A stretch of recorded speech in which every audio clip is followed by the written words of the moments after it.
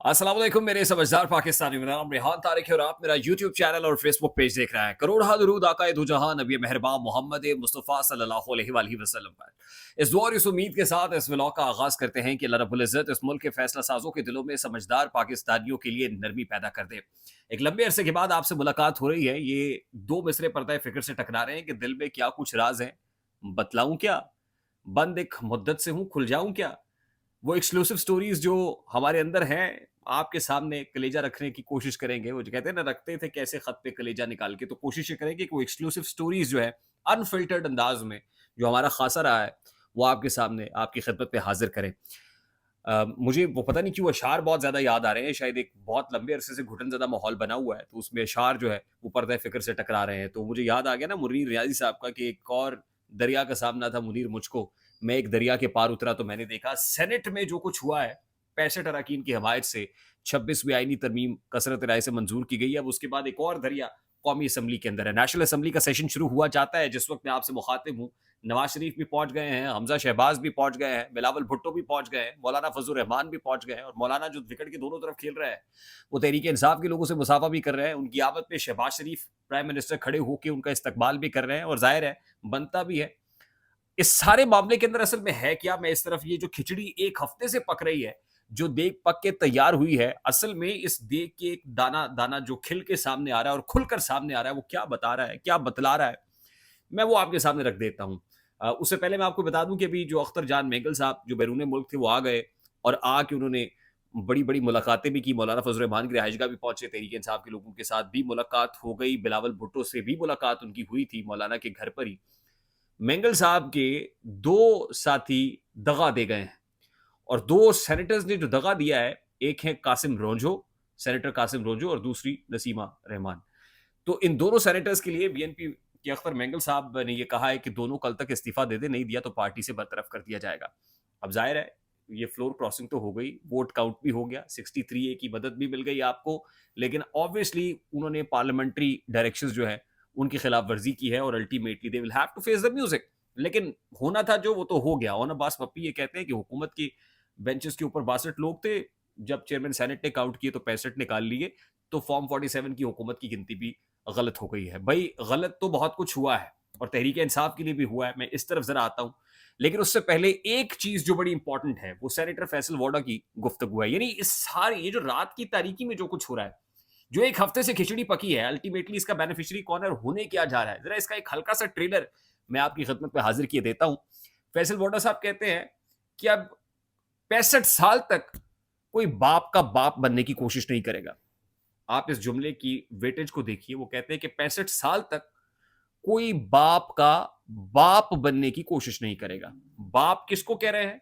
जाहिर जहां से from where the senator Faisal Vawda belongs, senator Faisal Vawda को एस्टैब्लिशमेंट का नुमाइंदा समझा जाता है। बाप कौन है? जाहिर है किसको अबू बना रहे हैं, आप सब लोग बखूबी जानते हैं। वो बाप का बाप कोई बनने की कोशिश नहीं करेगा। मैसेज दे रहे अदलिया को, कि अदलिया जो असल में एस्टैब्लिशमेंट की अबू बनने की कोशिश कर रही थी या बाप बनने की कोशिश कर रही थी, तो आज हमने सॉफ्टवेयर अपडेट कर दिया है। आप अंदाजा कीजिए कि पार्लियामानी जमहूरियत के अंदर हमने वो जो वेस्टमिनिस्टर सिस्टम सुना था, बाइकैमरल सिस्टम है हमारे, हमने ये सुना बाइकैमरल है। ये यहाँ पे सेपरेशन ऑफ पावर्स है, पार्लियामान अपनी जगह पे, अदालत अपनी जगह पर, लेकिन अदालत के विंग्स को क्लिप करके आज पार्लियामान ने ऐसा शब खून मारा है कि सारे इख्तियारात पार्लियामान ने अपने पास रख लिए हैं। सोमोटो के इख्तियार से लेके चीफ जस्टिस की तकर्री के इख्तियार तक, स्याह सफेद की मालिक अब हुकूमत हो गई है। और अल्टीमेटली कौन किसने कराया है? जाहिर एवरीवन नोस कि पीछे कौन है और इसकी वजह क्या है। ये सॉफ्टवेयर अपडेट रात की तारीकी में करना और इतनी उजलत में करना कि इसके बाद अब कल ही बिलावल साहब को दुबई रवाना होना है। यानी बिलावल साहब ने जो करना था वो कर दिया, उसके बाद टिकट पकड़ेंगे दुबई का और दुबई चले जाएंगे जहां उन्हें बख्तावर साहबा से मुलाकात करनी है। तो ये जो कुछ हुआ है, इसके इंप्लीकेशन समझने की कोशिश कीजिए। अब 25 अक्टूबर को जस्टिस काजी फायजी साहब पिया घर, मेरा पिया घर आया, पिया घर सुधार रहे हैं। यानी पिया घर क्या है, अब लंदन जाएंगे, वो भी इस्तांबुल के रास्ते से, और उन्होंने तो चले जाना है।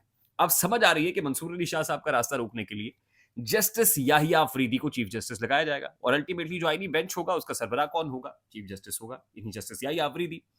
और जस्टिस अमीनुद्दीन खान को मोस्ट प्रॉब्ली प्रिजाइडिंग जज लगाया जाएगा। यानी अगर ये आईनी तरमीम जैसे हामिद खान साहब कहते हैं कि चैलेंज होगी, अदालत में चैलेंज होती भी है, तो फिर कौन सुनेगा? जस्टिस अमीनुद्दीन खान साहब की सरबराही में बेंच बनेगा और वो इस के खिलाफ पिटीशन को सुन रहे होंगे और फिर नतीजा क्या निकलेगा? 0 जमा 0 बराबर 0। समझ रहे हैं मेरी बात को? और अल्टीमेटली जो हाई कोर्ट के जजेस हैं, उनकी इवैल्यूएशन का जो क्राइटेरिया है, यानी एक तरफ तो आपने जुडिशियल कमीशन के रूल्स को तब्दील कर दिया है, अब जजेस की कारकर्दगी पर की जाएगी, दोहरी शरीयत वाले पकड़े जाएंगे, परफॉर्मेंस इवैल्यूएट होगी। वो जो 6 जजेस ने खत लिखा था, सबसे पहले तो उस तरफ की बारी आएगी। यानी अल्टीमेटली ये मार्शल लॉ ही आप समझ लीजिए कि लग गया है। जो कुछ होता रहा, मैं कतन उसको सेकंड नहीं करता कि जो कुछ साकिब निसार करते रहे, जो कुछ आसिफ सईद खोसा करते रहे, जो कुछ गुलजार करते रहे, जो कुछ होता रहा, गलत हुआ। लेकिन जो कुछ हो रहा है, ये गलत हो रहा है। गलत को सही करने के लिए गलत, महागलत करना पड़ रहा है। आप समझ रहे हैं मेरी बात को? महागलत करना पड़ रहा है। और मैं आपको ये बताऊं कि अगर आप कोई मुझसे पूछता है कि ये सही कैसा होगा, तो जमहूरियत में इसका कोई अब हल मौजूद नहीं है। अब आप यूं समझ लीजिए कि मार्शल लॉ इसका हल है, यानी एक दफा मार्शल लॉ लगेगा मुल्क में, उसके बाद ही मामला दूसरी तरफ जाएंगे। ये है क्लाइमेक्स, और हर क्लाइमेक्स का एंटी क्लाइमेक्स भी होता है। उस एंटी क्लाइमेक्स के लिए भी तैयार रहिए। अच्छा, अब तहरीक इंसाफ से क्या गलती हुई है? फैसल वोडा साहब ये भी बताते हैं कि तहरीक इंसाफ में फॉरवर्ड ब्लॉक बन रहा है। वो तो हवाला दे रहे हैं एमकेएम पाकिस्तान और एमकेएम लंदन का। तहरीक इंसाफ लंदन और तहरीक इंसाफ पाकिस्तान बनेगी। खैर, ये उनकी खबर है, उनकी खबर। फिर वो कहते हैं कि डिग्गी में कुछ लोग हमने छुपाए हुए दबाए हुए, यानी शर्म नहीं आती आपको? आप खुद बता रहे, रिवील करें, डिग्गी में लोग हैं, जाके छुड़ा के ले आए। तहरीक इंसाफ से गलती कहां हुई? सबसे पहले बल्ले का इंतखाबी निशान छीना, आपने मौसर एहतजाज नहीं किया। 8 फरवरी का इंतखाब था, आपने मौसर एहतजाज नहीं किया। खैबर पख्तूनख्वा के इंतखाबात थे, आपने मौसर एहतजाज नहीं किया। उसके अलावा 6 जजेस के खतूत थे, आपने मौसर एहतजाज नहीं किया। 5 अक्टूबर को आपने डी चौक में सरेंडर कर दिया।